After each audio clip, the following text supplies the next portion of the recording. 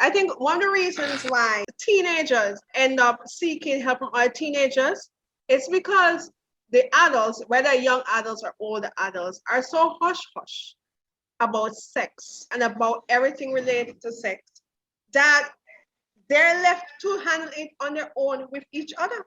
So imagine, as I said in a previous video I made some weeks ago, imagine you can't drive and you're going to another person who cannot drive, and the two of you are trying to sort out how to drive this vehicle. In a must crash, right? Not And that's the necessarily. thing.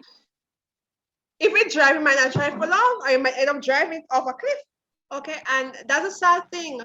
Sex is so taboo, but for some reason, perverted conversations about sex aren't taboo.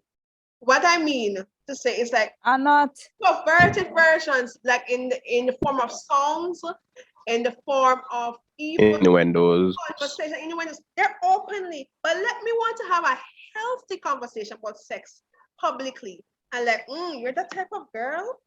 It's casted out. It's I'm a outcast now, right? And that's what I don't get, Yeah, and that's one of the purposes of this forum. Mhm. well, in those case scenarios, it's more like, okay, when you use innuendos and songs and whatnot, at the end of the day, you can just pass it off as you're making a joke about it, you're just making conversation.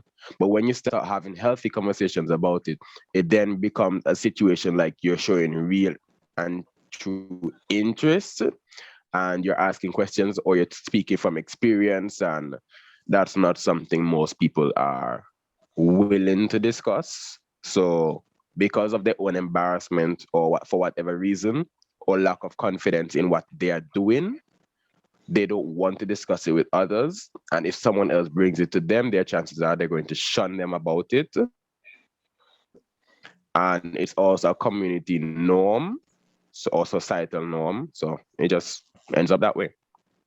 Yeah, but I think also So yeah, too, that because was I was saying, I think also too that because a lot of people, and it's not something we as a West Indian society like to talk about, but a lot of people encountered their first sexual encounter through abuse or through like advantage of power or something. I talked to a lot of people who grew up in foster homes, both in Dominica and in Trinidad, and boy, these boys out there suffering. They will watch you and tell you, I lost my virginity at 11, 12. And I'm like, where you finding these 11, 12-year-old girls? Big woman, the woman that was cleaning the foster home, the teacher in the school, the somebody. And that is your first experience. So it's not, I mean, Not even even if foster a lot home of the kids, boys, normal it kids. wasn't.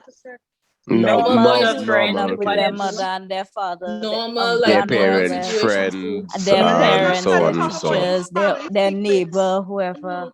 Yeah. And the thing is, like, if that is your first experience, now imagine you become a parent. You cannot sit down and have a normal, like, especially if you've never really talked about that, you cannot really sit down and have a normal conversation about sex with your children, or, you know, you will be embarrassed when sex comes up.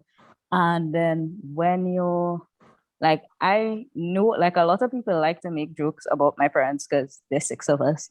And they'll be like, you don't have TV. And it's like people will cover me.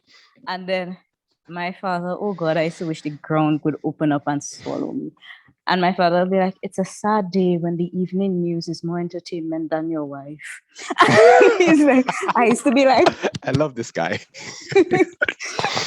He has his priorities straight. and the man was like, I don't have a TV. A TV. I remember having a lot of sex conversations with my parents, honestly. I mean, we I'm never, like, thinking. they told me about like what it was and whatever else. But I mean, other than that, it is just like we just kind of presume, yeah, they have a very happy life, you know, everybody watching TV, and then all of a sudden they disappear and you realize wait, they're in their room and the door locked. Oh. I did walk in on that one time. No, I mean, trauma. I was traumatized.